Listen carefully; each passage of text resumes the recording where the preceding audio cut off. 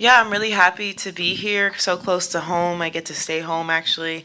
So yeah, I'm really excited for this week. It's good to be back in Florida, and hopefully I can have a good week here.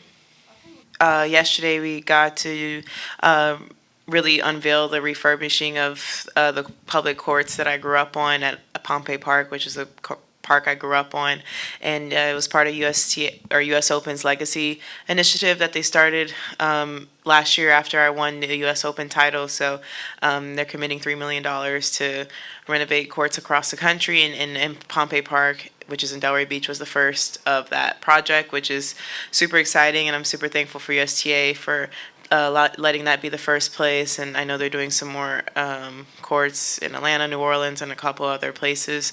And yeah, the shoes, on my shoes, I have the coordinates of that park on my shoes that I wear on court. It's been on my shoes since the CG1 launched, so it's really special to come back and be able to do something for the community that did a lot for me. Yeah, I'm feeling 100%. I was a little nauseous just for like that 4-all game. It was a weird thing. I never had that before. I don't know if it's because we started and stopped or whatever. But hopefully it's just a one-time thing. I haven't experienced anything since, and yeah, I feel 100% and ready to have a good tournament here. Not really. I mean, only my family can be a little loud sometimes, so I have like not really just my little brother. So I had to text him this morning to like stop screaming. I think he was playing a game or something, and he said he was sorry. So yeah, just him. But other than that, no. It's really nice and refreshing, and I feel like it just makes it more like feel like practice, just because I'm staying home. But other than that, there's not really many routines that feel different because I'm usually traveling with both my parents, and one brother is out of town, so it feels the same as a tournament. Yeah, Coco, do you have someone scouting the match that's going on now? You play the winner. Yeah, I'm pretty sure Brad's probably Brad's out watching there. it. He said Okay. he was. Right, got it. Do you know the players? Have you played both? I've never played either. I Okay. obviously know Ashlyn Kruger well because she's an American Right. and my age, and Nadia. I know she was injured for a bit and is trying to find her groove, but I've never played either. Right. Just the other thing, I mean, with the Sabalenka still in the tournament as we speak, what's your thoughts on that? And, it happened yesterday. I know you were so involved with the event yesterday, but what's your thought on, it looks like she probably will play. Yeah, I don't have any thoughts on it. I think I offered her my condolences through a text message, and I don't think people should dig into whether or why she's playing or whether she plays. It's totally her process, and I feel like we should just leave it at that. Hey, Coco, Michelle Kaufman from the Thanks. Miami Herald. Two questions. One, I hope you didn't answer this already because I just got in late. You had your 20th birthday last week, and you were going to do some kind of celebration with your family here. I'm wondering if you did that. Is there some restaurant or somewhere you went that you enjoyed being with your family? And then the other thing is, speaking of family, there are so many moms on tour right now, more than there used to be. And I'm just wondering, as a young woman, what does that mean to you to see so many moms and babies roaming around, and women that are still playing and babies toddling around? Thank you. Yeah, so for my birthday, my dad made some seafood, like a seafood boil, and we just had some family over at our house. And with the mom's question, I mean, it's very cool. I think it's inspiring for other moms out there, not just in sports, but in workplace in general. I don't know if it's something that I would want to do because I feel like already is, young and not having kids, it's stressful. So I can't imagine with kids, or maybe it's even less stressful. I don't know. But it is pretty awesome to see, especially, with female athletes because, motherhood is, when it comes to the physical aspect, a little bit harder than fatherhood when being an athlete. So it's cool to just see a lot of moms being successful in their comebacks.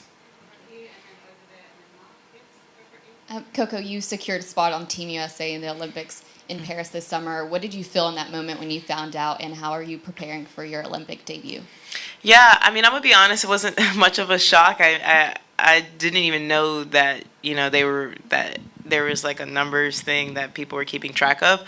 But it wasn't a shock, to be honest. I'm just really happy that I was able to do that, and hopefully, everything goes smoothly. Last Olympics I qualified and I got COVID, so I'm hoping this time around it'll be smooth.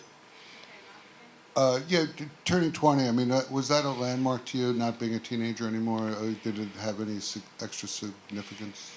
I feel like for you guys, yeah. I've been asked this question like 100 times. No, it doesn't have any significance for me. It's just another year. Coco, talking again about the Olympics, what are our expectations for I mean, expectations, I don't have any because I don't know what to expect, honestly. And, the peers that did the 2020 Olympics, it was COVID, so I really don't know what the full experience is like. And yeah, I mean, goals. I mean, the goal is obviously to medal and hopefully come home with gold. But honestly, I really I wanted to enjoy the experience and not make it so much pressure as maybe other tournaments, just because, it's probably once or two times, maybe max, maybe three, that I actually get to do this in my career. So I want to really, enjoy it, especially the first time around. Yeah, I'm Brad. I mean, he's a very quirky guy, and it's something that we did have to learn to communicate with each other. It wasn't any bumping heads or anything, but yeah, I'll give him funny banter, nothing serious, and with him back, and he's a very simple guy, and he tries his best to explain tennis and make it as simple as possible, which I think is helpful for me in my game. And yeah, what he's added, obviously, is just a great mind of the game, and he knows what areas to improve and how to improve it. And some, I feel like with comes to my game, people make things more complicated than it actually is. Florida. No, not really. I'll be honest, like at the time where I was at Pompey Park, it wasn't that many people playing tennis, and the community that it was founded in, it's a little bit with a lot of underprivileged kids, and tennis being an expensive sport, it just wasn't a thing. They had tennis courts there, but honestly, it wasn't just like a thing in the community, but the basketball courts would be full, and the baseball courts would be full. So with the Black community, honestly, tennis is now becoming more popular because of the Williams sisters. So yeah, I really didn't have that many people, like just random people that I would play with. I always had to actually have a planned practice. Yeah, and honestly, it was just like one older couple that would hit out there a lot. But by that time, I was like 11 or 12 when they started coming around, and I was just too good to play with them.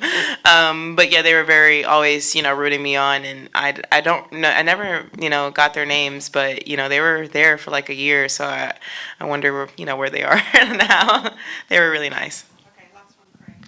Coco, just going back to staying at home, why did you choose to stay at home and not at the local hotel? You wouldn't have had annoying little brothers bothering you. And also on Brad Gilbert, he's been known to keep on yap, yap, yap, yap. Have you told him to shut the trap at all? Yeah, with the first question, I mean, being at home, from the hotel, it's 30 minutes with no traffic, 45 with traffic, and from home it's 45 no traffic in an hour. And I take the turnpike. I live right next to the turnpike. So it didn't make sense to stay in a hotel when it's almost the same distance. I'll take an extra 15 minutes to be home. And then with Brad, yeah, he is known to talk, and yes, we do have conversations about the limitation of that, and limiting that as much as possible. But it comes in good heart, and he is doing better. And yeah, he's just an older gentleman, so it's not something I'm not used to. My grandmother is what we call a yapper as well, and so sometimes it just reminds me of the relationship my mom has with her mom, because she talks a lot, and sometimes my mom had to tell her to be quieter, especially when it comes to tennis. She'll say things like, why didn't you do this, that, and that, and my mom will say I'm getting annoyed by it because she knows tennis but not as well. So it just reminds me of that. But obviously Brad knows tennis, and he's very smart at what he says, but a lot of times it's not really the tennis that he's talking about. He'll talk about just random things outside of it. So yeah, it is a funny relationship we have, but the guy is full support on my team and full 100% loyalty, and it's something that I really appreciate, and it's something that I think is rare in tennis.